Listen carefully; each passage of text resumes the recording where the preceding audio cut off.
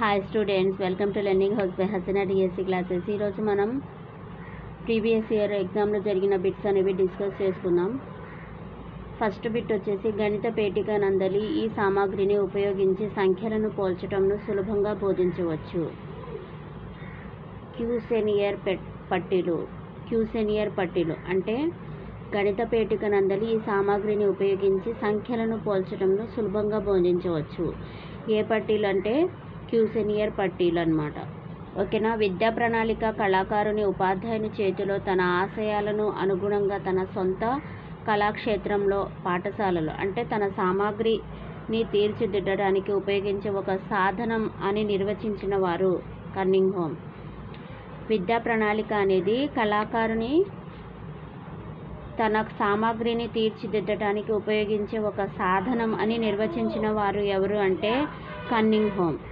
ఈ నమూనా నందు విద్యా విషయాన్ని యూనిట్స్ అనబడే అర్థవంతమైన చిన్న చిన్న భాగాలుగా విడగొట్టడం జరుగుతుంది.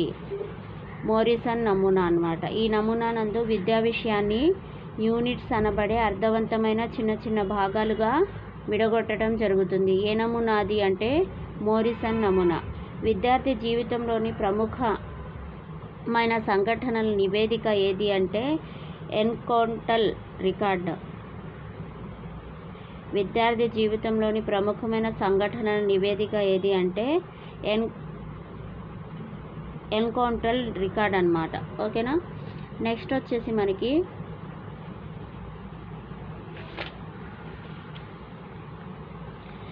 బెంజమిన్ పియర్స్ నిర్వచించిన ప్రకారం గణితం అంటే అవసరమైన నిర్ధారణలను రాబట్టే శాస్త్రంని గణితం అని ఎవరు చెప్పారు? బెంజమిన్ పియర్స్ అనే అతను సైంటిస్ట్ చెప్పారనమాట. బెంజమిన్ పియర్స్ నిర్వచించిన ప్రకారం గణితం అంటే అవసరమైన నిర్ధారణలను రాబట్టే శాస్త్రం.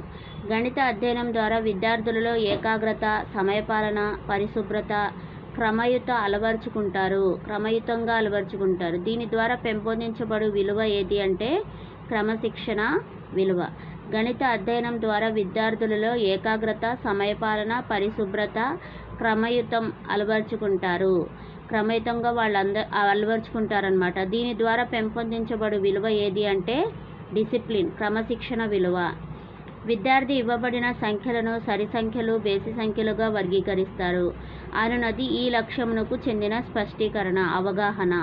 విద్యార్థి ఇవ్వబడిన సంఖ్యలను సరి సంఖ్యలు, బేసి సంఖ్యలుగా వర్గీకరిస్తారు అనున్నది ఈ లక్ష్యమునకు చెందిన స్పష్టీకరణ, అవగాహన. తెలిసిన విషయాల నుంచి తెలియని విషయాలకు మరియు దత్తాంశాల నుంచి సారాంశమునకు అనుసరించే గణిత బోధన పద్ధతి ఏది అంటే సంశ్లేషణ పద్ధతి. తెలిసిన విషయాల నుంచి తెలియని విషయాలకు మరియు దత్తాంశాల నుంచి సారాంశమునకు అనుసరించే గణిత బోధన పద్ధతి ఏది అంటే సంశ్లేషణ పద్ధతి.